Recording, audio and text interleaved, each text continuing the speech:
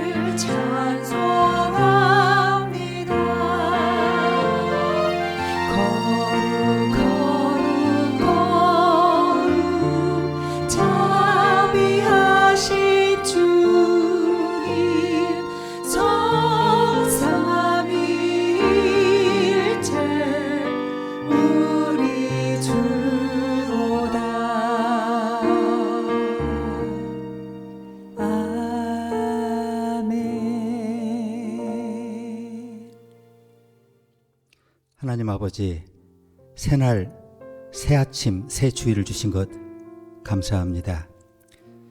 고요한 밤, 홀로 적막히 큰 나무에 앉아 온 어둠을 꿰뚫는 것 같은 큰 눈을 가진 부엉이가 어둠 너머 세상을 알 수 없기에 그의 눈에 공포가 가득한 것처럼 아무리 심오한 철학자라도 역사 너머를 알 수 없기에 그 속에 깊은 존재의 공포가 가득하지만 그리스도를 믿는 우리에게 하나님이 우리를 선택하신 이유를 알게 하셔서 눈을 들어 부활하신 주님을 바라보면서 이 세상 넘어 영생과 부활이 약속되어 있음을 알게 하시고 그 좋으신 하나님을 우리가 예배 가운데 누리며 동행하며 함께 하늘의 노래를 부르면서 교제하며 영광을 고백하고 우리가 기쁨을 누리게 하시니 감사합니다. 우리가 하나님과 교제함으로 이 땅에서 얻는 우리의 풍성함이 너무나 감사합니다.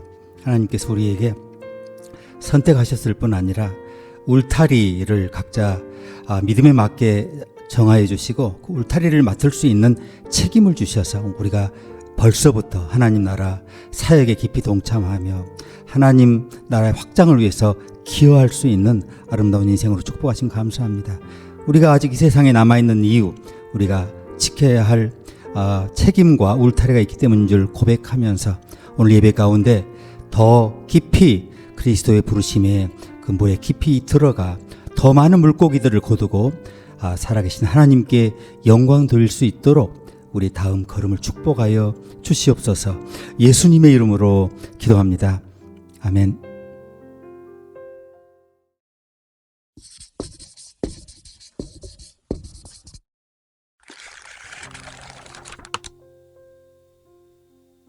내가 그리스도 안에서 참말을 하고 거짓말을 아니하노라. 내게 큰 근심이 있는 것과 마음에 그치지 않는 고통이 있는 것을 내 양심이 성령 안에서 나로 더불어 증거하노니 나의 형제 곧 고륙의 친척을 위하여 내 자신이 저주를 받아 그리스도에게서 끊어질지라도 원하는 바로라. 또한 하나님의 말씀이 폐하여진 것 같지 않도다.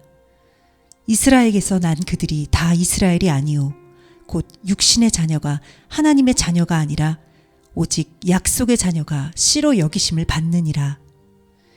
그 자식들이 아직 나지도 아니하고 무슨 선이나 악을 행하지 아니한 때에 택하심을 따라 되는 하나님의 뜻이 행위로 말미암지 않고 오직 부르시는 이에게로 말미암아 서게 하려 하사 리브가에게 이르시되 큰 자가 어린 자를 섬기리라 하셨나니 모세에게 이르시되 내가 긍휼히 여길 자를 긍휼히 여기고 불쌍히 여길 자를 불쌍히 여기리라 하셨으니 그런즉 원하는 자로 말미암음도 아니오 다른 박질하는 자로 말미암음도 아니오 오직 긍휼히 여기시는 하나님으로 말미암음이니라. 그런즉 하나님께서 하고자 하시는 자를 긍휼히 여기시고 하고자 하시는 자를 강팍해 하시느니라.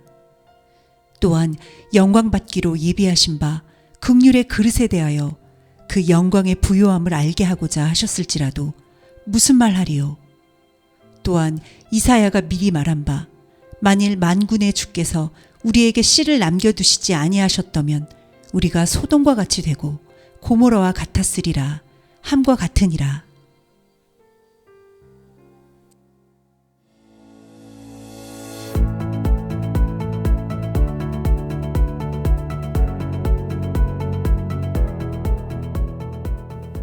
오늘은 신약 강해인데요. 로마서를 역순으로 강의하고 있죠. 16장부터 쭉 넘어와서 9장 차례입니다. 뭐든지 첫 장이 중요하지 않습니까? 첫 장에 아무래도 설명이 많이 가고 첫 장에 큰 정보가 들어 있습니다. 로마서는 여러분 아시던 대로 16장까지 있습니다. 1장부터 11장까지는 선택의 교리이죠. 여러분과 제가 왜 하나님의 자녀, 하늘의 상속자로 선택되었는지에 대한 그 이유가 나오고요. 그리고 12장부터 16장까지는 책임입니다. 하나님이 왜 우리를 선택하셨는지 그 결과 우리에게 책임이 주어진 거죠. 제가 기도에서 말씀드렸듯이 우리에게 각자 분량에 맞게 울타리가 주어졌어요. 하나님 나라 울타리죠. 눈에 그 경계가 보이진 않지만 어떤 사람은 긴 울타리, 어떤 사람은 짧은 울타리, 어떤 사람은 두꺼운 울타리, 어떤 사람은 얇은 울타리, 각자 하나님 그 사람 믿음과 환경과 기대하시는 바를 따라 우리에게 주어져 있고요. 그래서 로마서 16장이 굉장히 중요한데 가장 중요한 이번 로마서 역순 강의 16장을 다시 한번 상기시켜 드리면은 로마서 16장은 어떤 신학자들이 얘기하듯이 결코 부록이 아닙니다. 이 장은 바울의 신학이 실제 공동체 현실에서 어떻게 작동하는지를 보여주는 결정적 본문인데요. 바울은 이 편지를 고린도에서 기록했죠. 이 사실이 중요해요. 고린도서 기록했다. 로마서는 로마 교회에 보내졌지만 배경에는 고린도 교회의 실제 경험이 깔려 있어요. 바울은 고린도 교회에서 뭘 겪었습니까? 고린도를 떠나서 고린도에 보낸 편지를 보면 바울이 겪고 있는 문제는 분열, 경쟁, 은사의 오용, 그리고 지도자 우상화 이런 문제를 겪고 있었습니다. 그래서 로마 교회를 향해서 추상적인 이상적인 그런 교회관 공동체를 말하는 게 아니고요. 그래서 실제 사람들의 이름을 일일이 부르면서 관계를 하나하나 끄집어내면서 정확히 진단하고 있습니다. 원래 세계 교회는 5개의 센터가 있었어요. 로마 교회, 이집트 알렉산드리아 교회, 그리고 이제 소아시아 지금의 터키의 콘스탄티노플 교회, 그리고 안디옥 교회, 그리고 또다시 소아시아 에베소 교회 5개의 센터가 있었는데 313년 콘스탄틴 로마 새 황제가 니케아 회의를 소집할 때 초청하기 전까지 각 교회에는 서로 교류가 전혀 없었습니다. 그때 초청된 사람들이 대표만 300여 명이었는데 수행원, 마부 이런 사람을 합치니까 약 1500명이 됐는데 그때 그 비용을 전부 콘스탄티노스 황제가 됐던 거죠. 교회가 전혀 교류가 없다 보니까 온 세상의 교회가 하나로 통합돼서 교류하면서 하나의 목소리를 내면서 로마 황제를 지지해 주기를 바랬던 거죠. 그런데 7세기 넘어서면서 그 모든 것들이 사라집니다. 딱 하나 남아요. 그게 뭡니까? 로마 교회. 다른 교회는 어떻게 됐느냐? 그 지역에 전부 이슬람 세력이 들어가면서 종교의 자유는 허락했지만 점차 이슬람의 기세에 꺾이고 교회들이 흔적이 사라지게 되죠. 여러분 아시는 대로 4세기에 서쪽에서 로마가 철수를 해서 동쪽 콘스탄티노플로 수도를 정하고 옮겨가죠. 서쪽에 황제가 사라졌어요. 국가의 중심이 사라졌어요. 그러면서 그 지역에서 중심 역할을 한 것이 끝까지 남아있던 로마 교회였고요. 그 로마 교회를 중심으로 새롭게 서기 800년부터 만들어진 지금의 유엔 같은 국가 공동체가 바로 신성 로마 제국이었죠.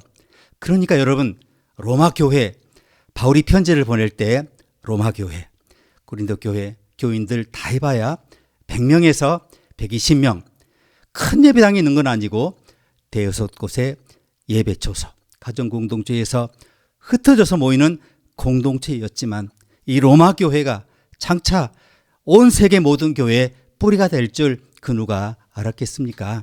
자, 오늘 바울은 이 로마 교회에서 가장 먼저 누구를 호출하느냐 하면 베베라는 사람을 추천해요.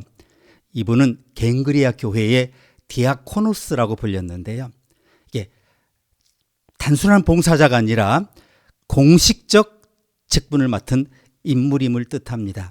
그러니까 바울은 베베를 프로스타티스, 보호자, 그리고 후원자 이렇게 부릅니다.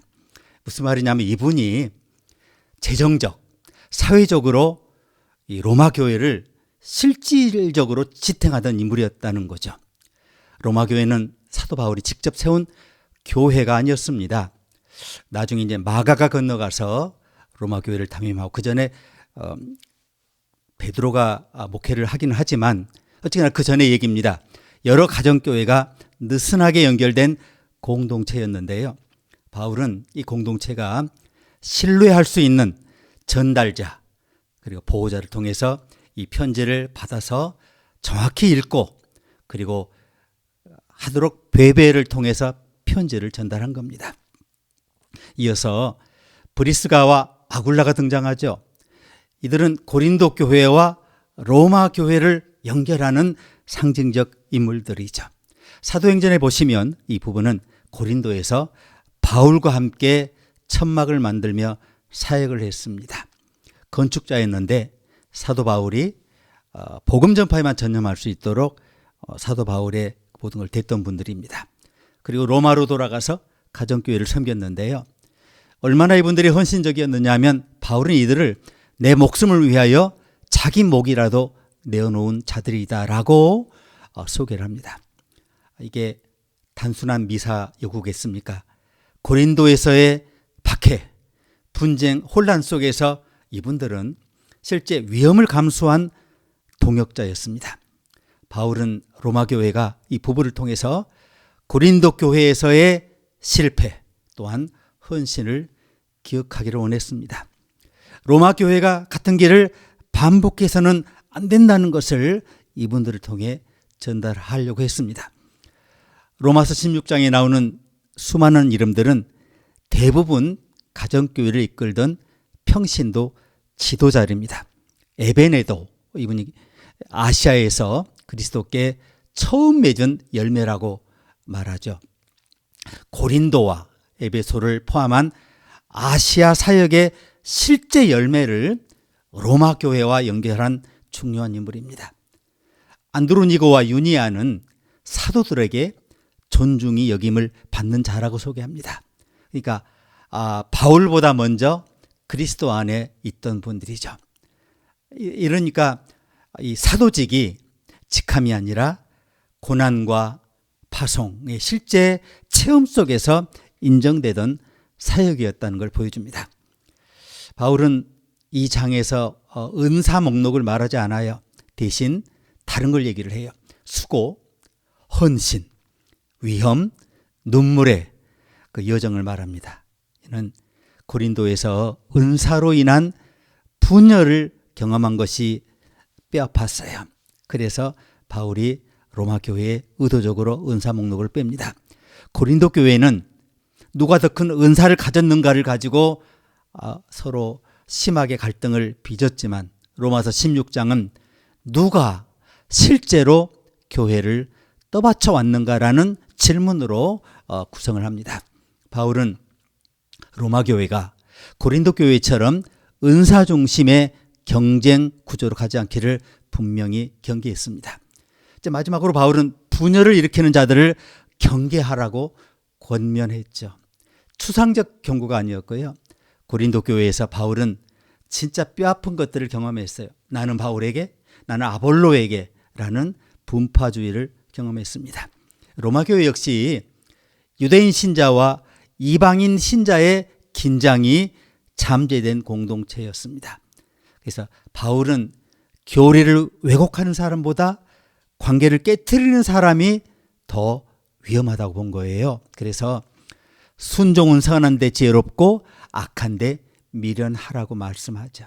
이제 논쟁에 능숙하라는 말이 아니라 공동체를 해치는 논리에 휘말리지 마라.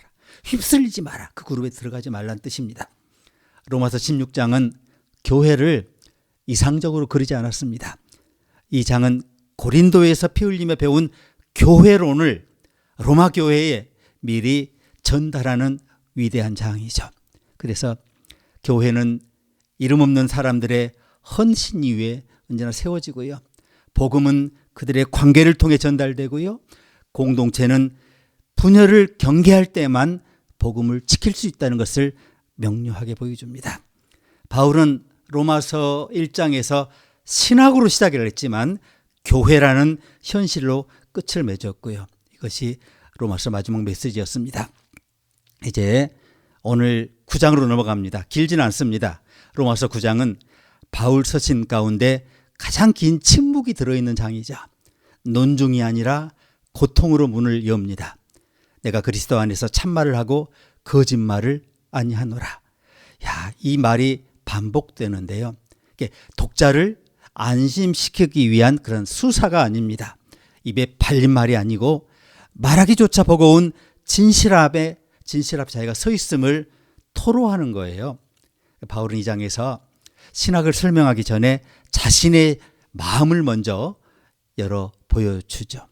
내 마음에 큰 근심이 있다. 그치지 않는 고통이 있다라고 합니다. 이 문장은 교리의 문제가 아니라 관계의 붕괴를 지적하는 것을 여러분 아시게 됩니다.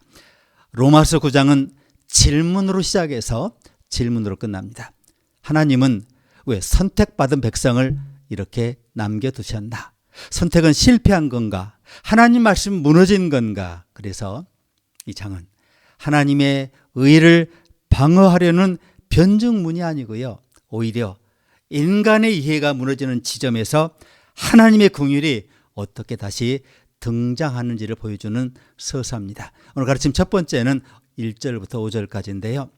이스라엘의 특권과 바울의 슬픔입니다.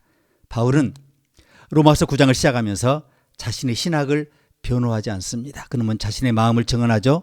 내가 그리스도 안에서 참말을 하고 거짓말을 아니하노라. 이 반복은 아까 말씀드린 수사가 아닙니다. 장식이 아니고요. 바울이 지금 얼마나 깊은 고통의 자리에서 말하고 있는지를 보여주는 영적 징후인데요. 자, 그래서 이 장을 차분한 교리의 언어로 시작할 수가 없었어요. 이 문제는 논쟁의 대상이 아니라 눈물의 슬픔의 대상이었다는 겁니다. 바울이 말한 이 슬픔은 개인적 감정의 동요 그런 게 아니고요. 내 마음에 큰 근심이 있는 것과 그치지 않는 고통이 있다고 했는데, 그치지 않는다는 표현은 단발적 아픔이 아니라 지속되는 상태를 말하죠. 바울은 한 번 상처받고 지나가면서 상처받았다라고 말하는 사람이 아니에요. 그는 계속해서 고통을 안고 살아가는 사람이었어요. 왜냐하면 그의 민족, 그의 형제들이 복음 밖에 서서 구원에서 멀어져 있는 현실이 너무나 뼈아팠어요. 그래서 바울은 이스라엘의 정체성을 하나하나 다시 불러내죠. 이게 올해 예수를 믿은 여러분과 저에게 새겨진 징후와 같은 건데, 양자됨, 우리가 아들로 불리잖아요. 영광과 언약들, 약속들과 율법과 예배와 약속들. 이 나열은 설명을 위한 리스트가 아니고요. 상실 목록이죠. 바울은 지금 이스라엘이 무엇을 가졌었는지를 말함으로써 그들이 지금 실제로 뭘 잃어버렸는지를 보여주는 겁니다.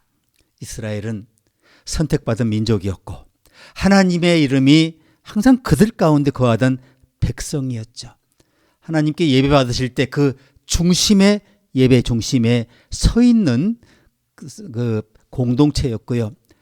그런데 그 공동체가 하나님의 구원의 완성의 여정에서 비켜나 길을 못 가고 있어요. 바울은 한 구절에서 이 비극을 절정으로 끌어올립니다. 자, 그리스도가 육신으로는 그들에게서 나셨으니 이렇게 말씀하죠. 이 문장은 로마서 9장에서 가장 침통한 문장입니다. 약속의 정점이 이스라엘에게서 나왔어요. 메시아는 그들의 역사에서 태어나셨어요. 그들의 성경에서 증언되었어요. 그들의 예배원으로 설명됐어요. 그런데 그 메시아를 정작 그들이 알아보지 못하고 있습니다. 이것이 바울의 고통이었습니다. 실패가 아니라 고통, 무지가 아니라 비극이었어요. 그래서 바울이 이렇게 말하는 겁니다.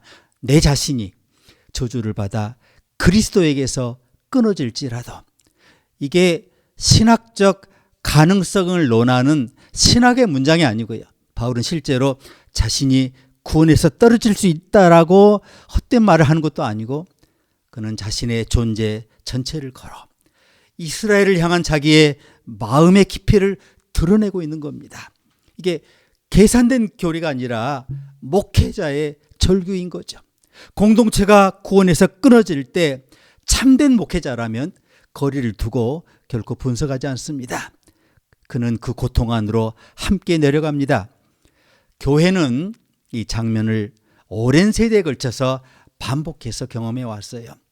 복음이 제도로 굳어질 때, 은혜가 전통으로 되체될 때, 신앙이 혈통과 문화와 익숙함으로 환원될 때, 교회는 자신이 엄청난 특권을 가지고서도 복음의 실제 역사에서 멀어졌거든요. 그때마다 로마서 9장이 다시 읽혔어요. 그래서 루터가 로마서를 다시 읽은 거예요. 왜냐하면 이 본문은 하나님을 쉽게 판단하지 못하게 만들고 인간의 신앙을 쉽게 의롭다라고 주장하지 못하게 만들기 때문에 그렇습니다.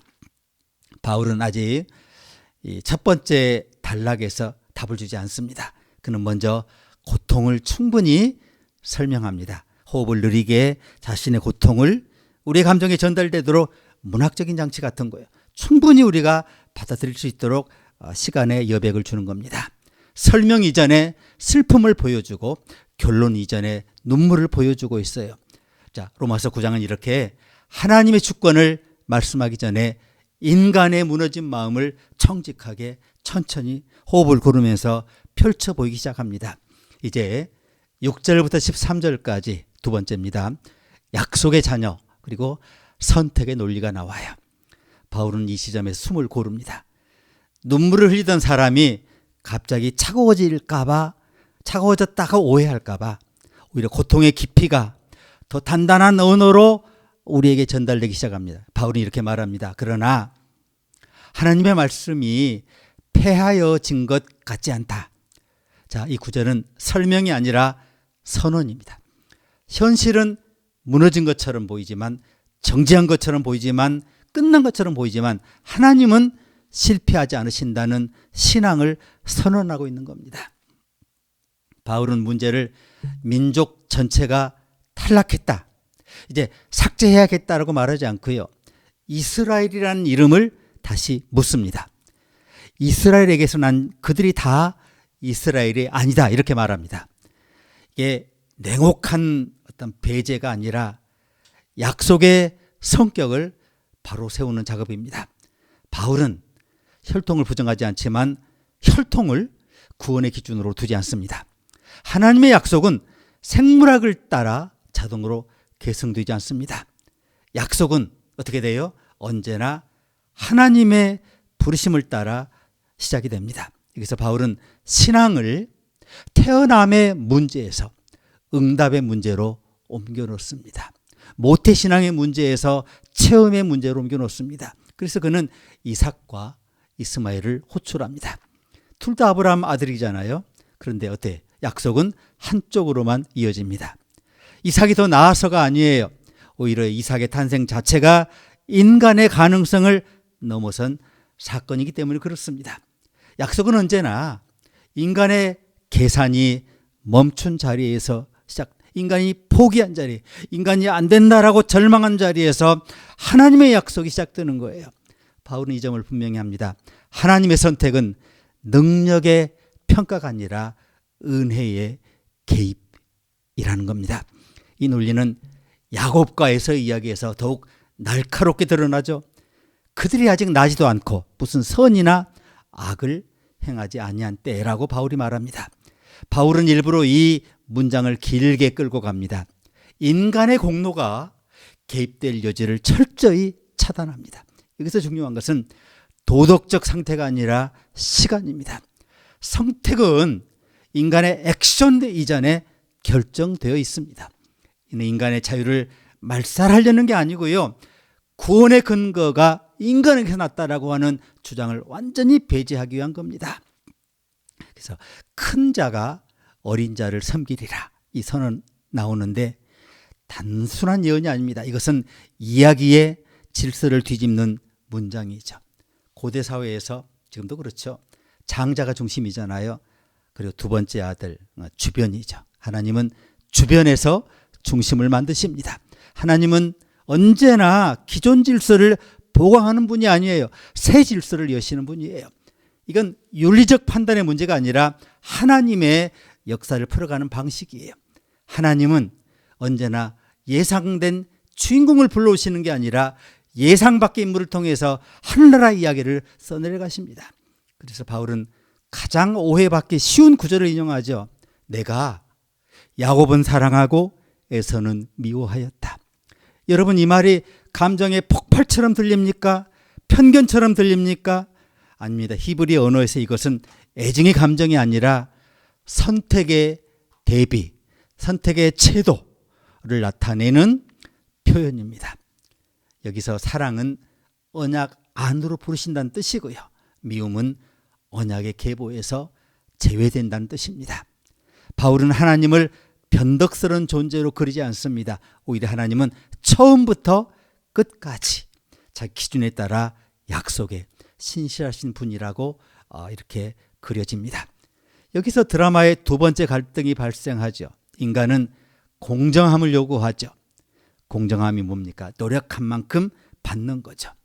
그러나 하나님은 약속을 지키십니다. 약속은 계산이 아니라 신실함의 문제입니다. 인간의 기준으로 보면 불공정해 보일 수 있어요. 그러나 하나님의 관점에서 이것은 변함없는 은혜의 보증 방식입니다.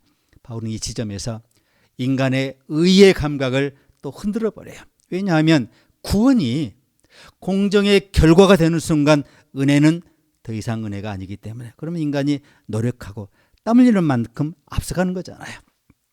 그러나 바울은 아직 결론을 말하지 않습니다. 그는 독자를 불편한 자리 한가운데 세워둡니다. 여러분과 저를 불편한 자리에 세워둡니다. 이해되지 않는 선택, 설명되지 않는 은혜 앞에서 인간이 할 말을 잃습니다. 그런데 그 침묵의 자리에서 하나님의 약속이 여전히 진행 중이라는 것을 보여줍니다. 이제 로마서 9장의 중반부, 지금 읽고 있는 이 부분이 만들어내는 긴장이죠. 자, 인간의 논리가 멈췄어요. 그랬더니 하나님의 이야기가, 하나님의 서사가 계속되는 것이 지금 우리 눈에 들어왔습니다. 오늘 본문 마지막 세 번째는 이제 하나님의 긍휼과 주권의 충돌 얘기가 14절부터 29절까지 나와요. 바울은 여기서 여러분과 저의 마음을 정확히 읽어냅니다. 그는 질문을 기다리지 않습니다. 오히려 먼저 꺼냅니다. 그러면 우리가 무슨 말을 아리요? 하나님께 불의가 있느냐? 이렇게 항의를 합니다. 그런데 이게 단순한 항의가 아닙니다. 이것은 신앙인이 하나님 주권 앞에서 반드시 한 번은 마주치는 뭐예요? 내적 저항이죠. 차마 말할 수 없지만 하나님이 왜라고 하면서 점점 저항하는 거죠. 하나님이 옳으신지 묻기 시작하는 순간 인간은 이미 판단자의 자리에 서 있는 겁니다. 바울은 그 자리를 그대로 드러내놓고 대화를 시작합니다. 바울의 대답은 길지 않습니다. 그는 설명하지 않습니다. 대신 하나님의 말씀을 인용합니다. 내가 긍휼히 여길 자를 긍휼히 여기고 불쌍히 여길 자를 불쌍히 여기리라. 여기서 긍휼히 여기다, 헬라어 엘레오가 현재형으로 사용됐어요. 이것은 과거의 결정이 아니라 지금도 반복해서 계속되고 있는 하나님의 행위라는 것을 뜻합니다. 하나님의 긍휼은 이미 정해진 명단을 반복 확인하는 절차가 아니고요. 그것은 지금도 살아 움직이는 하나님의 현재적인 행동입니다. 바울은 이 한 단어로 하나님의 주권을 냉혹한 운명주의, 결정론에서 예정론에서 끌어내요. 살아있는 인격적 통치, 자유의 통치로 옮겨갑니다. 여기서 바울은 바로의 이야기를 꺼냅니다. 많은 사람들이 이 대목에서 하나님을 권력자로 오해하죠. 그러나 바울의 관심은 바로가 아니고요. 그의 초점은 하나님이 어떻게 자신의 뜻을 역사 속에서 드러내시는가에 있습니다. 바로는 하나님의 주권이 드러나는 무대일 뿐 주제는 뭐예요? 주제는 하나님의 영광. 바울은 여기서 그런즉 원하는 자로 말미암음도 아니요 다른 박질하는 자로 말미암음도 아니요 라고 말합니다. 이게 인간의 열심을 무가치하다고 선언하는 게 아니고요. 구원의 근거를 인간의 의지와 노력에서 떼어나는 신학적인 정리인 겁니다. 그러나 바울은 또 이 논리를 끝까지 가져가지 않습니다. 그는 곧바로 토기장이의 비유로 방향을 전환하죠.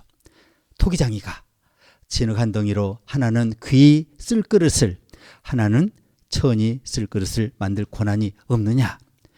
인간이 하찮다고 하는 말이 아니고요. 바울의 의도는 인간의 자리를 낮추는 게 아니고요.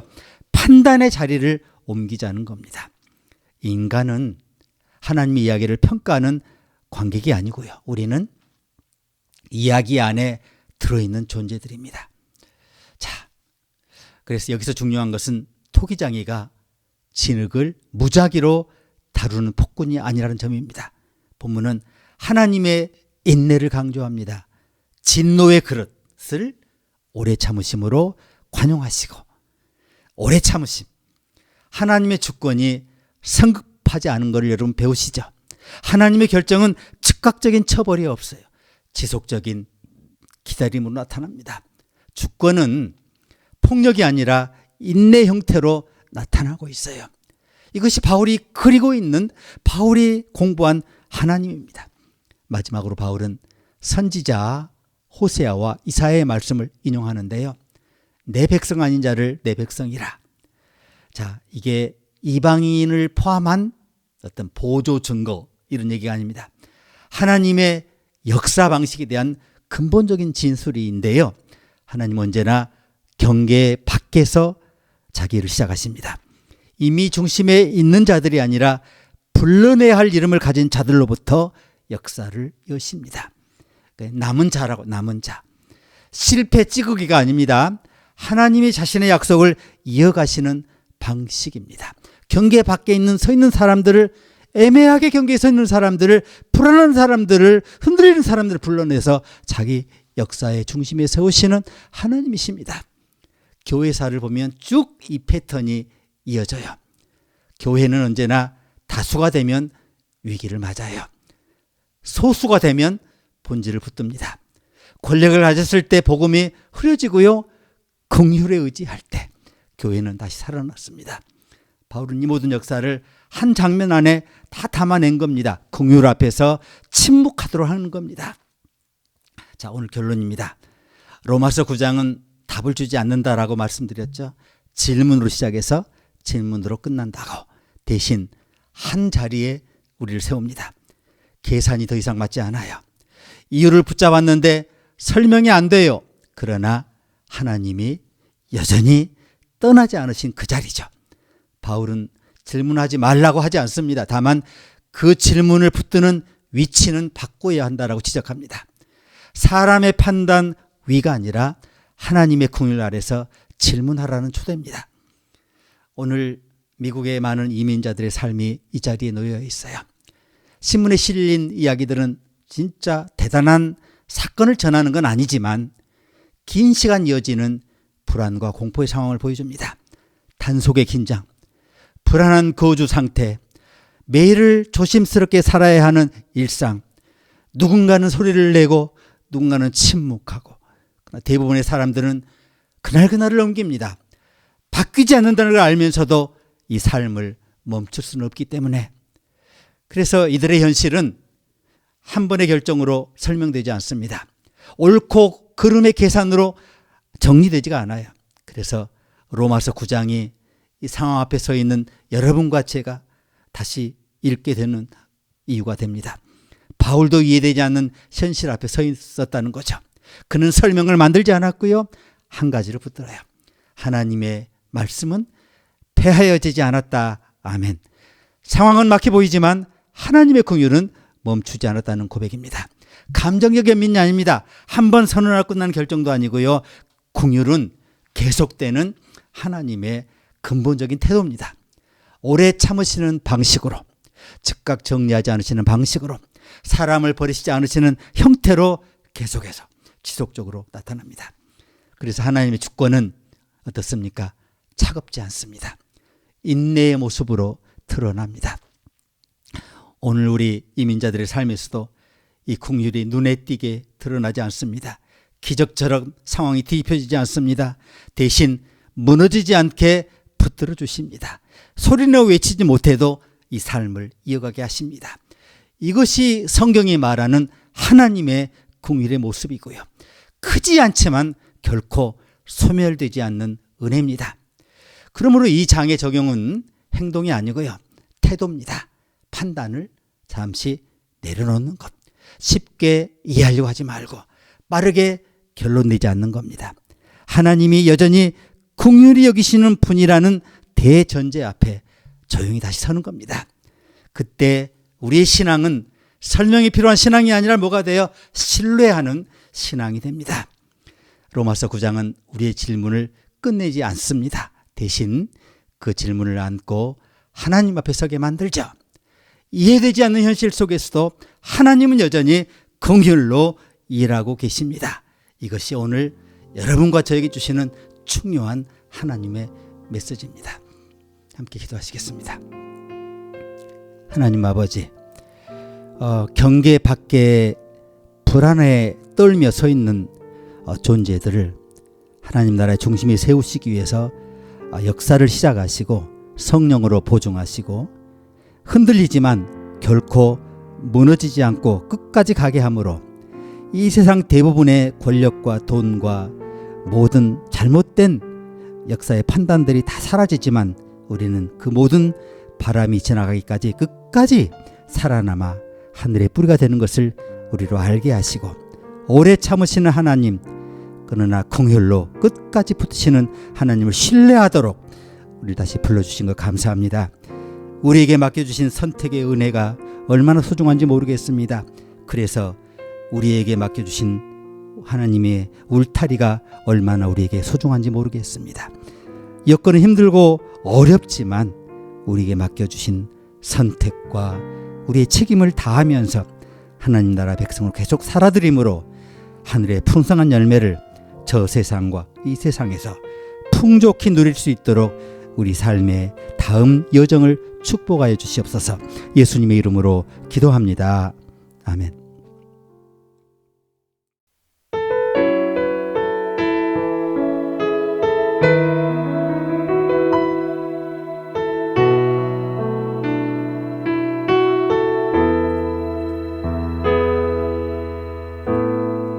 기도를 멈추지 마라.